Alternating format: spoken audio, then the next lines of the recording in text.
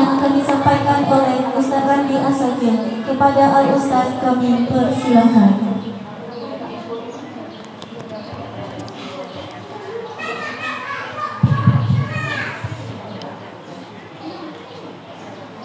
Bismillahirrahmanirrahim. Assalamualaikum warahmatullahi wabarakatuh. Waalaikumsalam warahmatullahi wabarakatuh. Alhamdulillahilladzi wa kafa. Wassalatu wassalamu ala Rasulillah Sayyidina wa Maulana Muhammad ibn Abdillah wa ala alihi wa sahbihi wa man tabi'ahu wa mawala.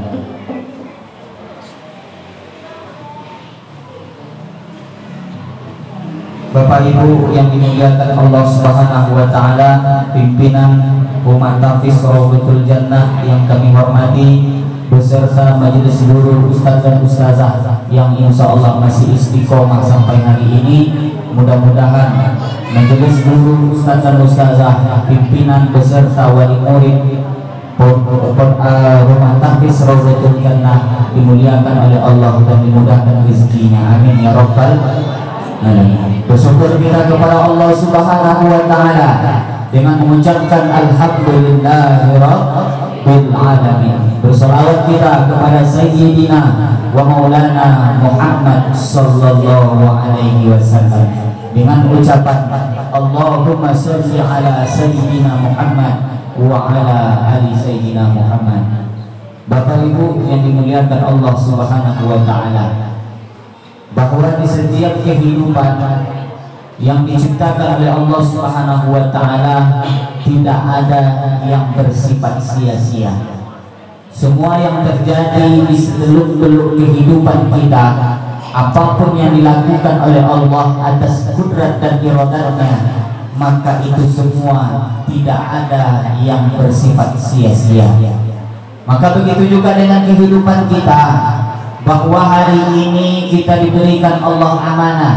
Yang pertama, allazi akhrajakum min butuni ummahatikum. Kita dilahirkan oleh Allah di atas dunia. Setelah kita lahir, Allah berikan kita amanah. Amanah pikiran, amanah mata, sampai kepada amanah rizki, dan yang terakhir Allah titipkan kepada kita amanah anak. Anak hari ini itu adalah amanah. Maka suatu saat amanah ini akan dimintai pertanggungjawaban oleh Allah Subhanahu wa taala. Tidak ada kita yang terlepas dari semua amanah yang diberikan Allah kepada kita. Maka hari ini kita datang masukkan anak ke rumah tahfiz, mendidik anak mengaji supaya pandai baca Quran, pandai sholat, hafal Quran. Itu semua adalah usaha kita untuk menjalankan amanah ini dengan sebaik-baiknya. Mati kita nanti, Bu, meninggal dunia kita bekalan tanah di dalam liang lahat, disompal oleh tanah segumpal 3 buah. Wajah dihadapkan ke dinding. Setelah itu ditutup rapat-rapat pakai papan. Habis itu tanah itu dimasukkan oleh orang ke dalam, dipijak ke orang. Supaya apa? Supaya baunya tak sampai ke atas. Sampai di atas bunga ditabur, disiram air talqin, dibacakan sepatah 2 patah doa oleh keluarga. Habis itu terdengarlah bunyi sendal orang melangkah satu persatu meninggalkan kita. Apa yang akan kita alami di dalam liang lahat? Semua yang kita beri amanah oleh Allah itu akan kita pertanggungjawabkan. Maka iza mata ibnu Adam, apabila mati anak Adam, ikut amaluhu, putus segala amalnya. Ibu rajin sholat duha, ibu rajin puasa, putus. Ada orang puasa setelah tinggal. Ibu rajin sholat tahajud, sholat duha, sholat taubat, sholat hajat, sholat tengah malam, qiyamul lail. Ada orang sholat setelah meninggal. Tak ada amal itu putus. Ada orang yang bolak-balik tiap tahun pergi umroh, berangkat haji, duitnya banyak, dia haja, dia banyak orang kaya, sawitnya luas. Ada orang siap tinggal pergi haji dan umroh. Tak ada. Putus amal itu semua, Ibu. Lalu apa yang akan tetap mengalir? Yang pertama sedekah jariah, yang kedua ilmu yang bermanfaat. Itulah yang kami harap oleh guru-guru di sini.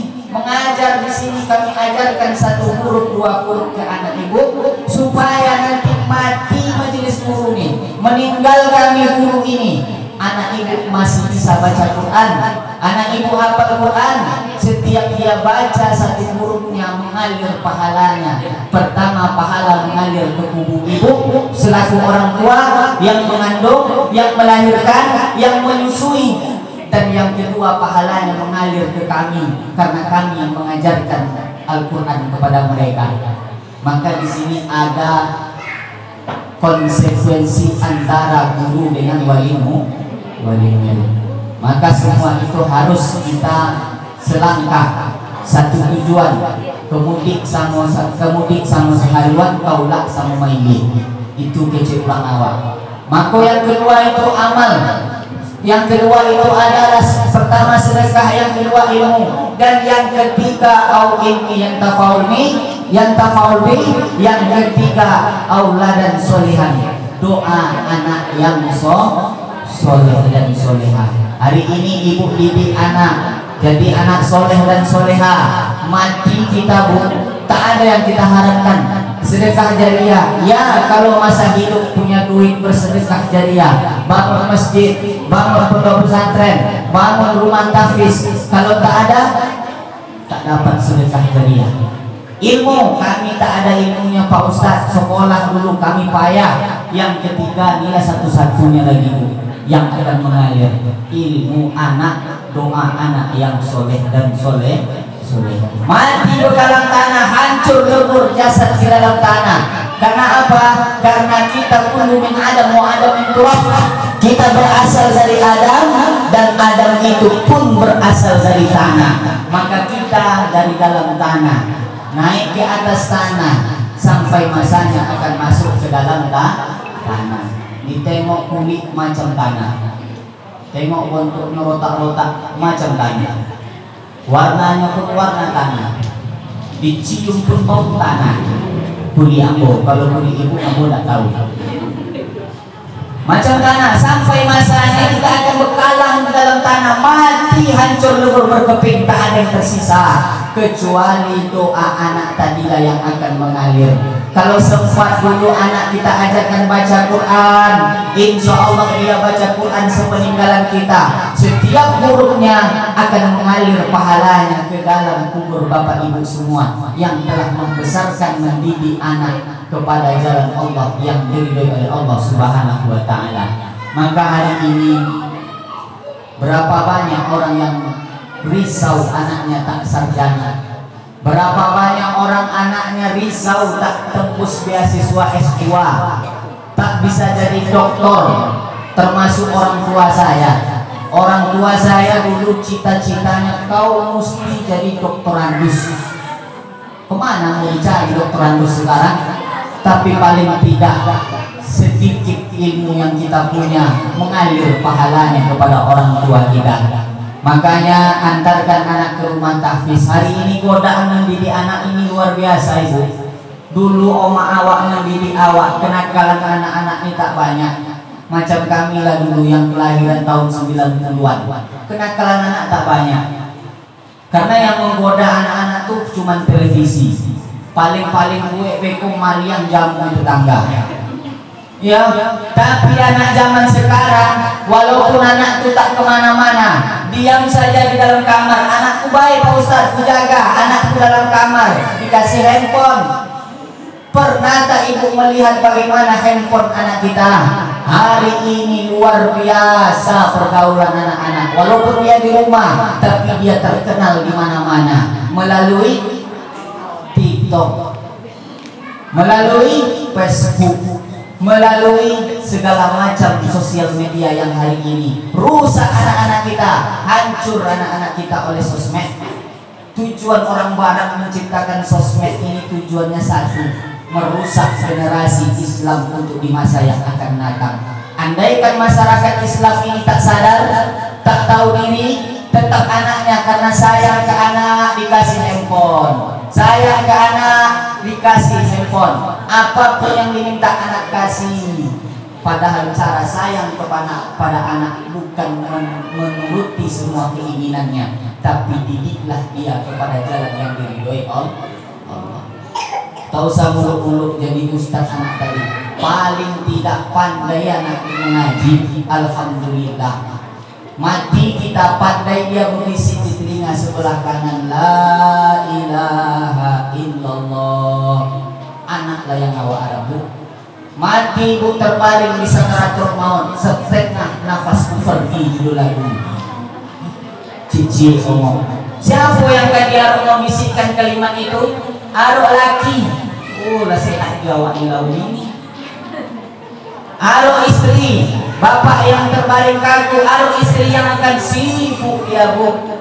Terus story kisah nyata di rumah sakit saya berjumpa orang kaya, pejabat eselon 1. Meninggal di sakaratul maut di ruangan UGD. Anak istri ada di situ, anak 3. Tak ada satu pun yang bisa membisikkan kalimat itu ke telinganya. Anak pertama menengok ayahnya terbaring kaku macam menengok kucing Angora.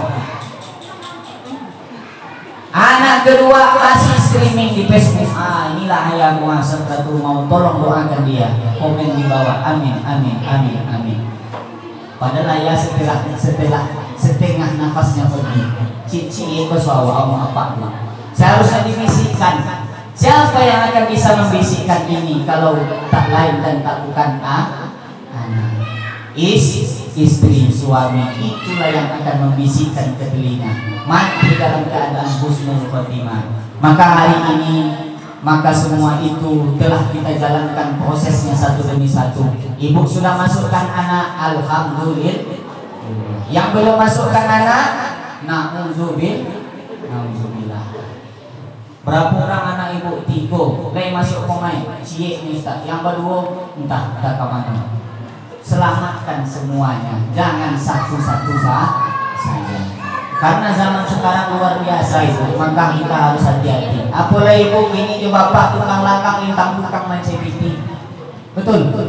Tukang langkang lintang tukang siang malam mencebiti, sehingga anak tak dapat lagi diperhatikan. Apa kegiatan anak, apa setelah di sekolah kegiatannya, mengajikan dia atau tidak, hafalkan dia Quran atau tidak, tak sempat kita karena urusan dunia ini, karena jualan kita, karena usaha kita, semua itu tak akan ada yang membimbing anak-anak kita kalau sempat dia tak dimasukkan ke pesantren, kalau sempat dia tak dimasukkan ke rumah tahfiz. Maka hari ini anak yang sudah hafal juz 30, alhamdulillah. Senanglah ibu, berbahagialah ibu. Mahkota yang dipasang pas wisuda itu bukan hanya sekedar simbol, tapi itulah gambaran keadaan ibu di padang mahsyar nanti ketika berjumpa dengan anak. Yaumal la yanfa'u malun, hari itu tidak berguna harta, wala banun, hari itu tak berguna anak. Anak yang macam mana yang tak berguna? Anak yang sibuk dengan urusannya sendiri, tapi anak yang ditanamkan ajaran agama, diajarkan Al-Quran, pandai sholat, hafal Quran. Anak itu datang dia kepada Allah, ya Allah, orang tuaku mana? Dipertemukan aku dengan orang tua. Setelah dipertemukan, dipasangkan mahkota di kepala ibundanya. Maka setelah mahkota dipasang, andai ibu banyak dosa, karcis neraka sudah ada di tangan. Karena anak hafiz Quran, dapatlah syafaat dari Al-Quran tadi. Maka kita akan membimbing orang tuanya dengan hafalan Al-Quran tadi ke dalam surga Allah Subhanahu wa ta'ala. Mau tak kira-kira macam itu? Sholat awak kadang payah, puasa kadang-kadang banyak tinggal, itu pun tak dikorong. Ya, zakat apalagi, haji jauh sekali, umroh tak dapat, sehingga peluang-peluang masuk surga itu sudah kecil, tipis. Maka satu-satu peluang untuk masuk surga, selamatkan anak-anak ibu, tanamkan anak kita supaya dia hafal Al-Quran.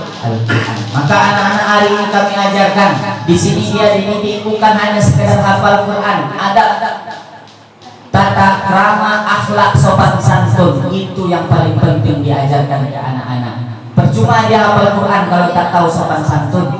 Makanya orang tua kita dulu tata krama ini berbeda dengan tata krama anak-anak zaman sekarang. Awak dulu kalau sempat tamu masuk ke rumah tuh, masuk dulu ke rumah, tamu duduk di bawah, sempat kita duduk tinggi dari tamu. Tengok oma, lakowi oman menengok awak, mengkode awak duduk ke bawah, duduk ke bawah. Aku kece oma dulu, aku masih ingin kece orang tua dulu. Kalau ada orang tua dulu, jangan mengunggung. Kalau kau mengunggung tumbul bisul. Masih melekat ajaran itu orang tua kepada kita. Jangan membelakang orang tua nak beko tumbul bisul di punggung. Lei tolong lei pernah tak dengar kata-kata itu?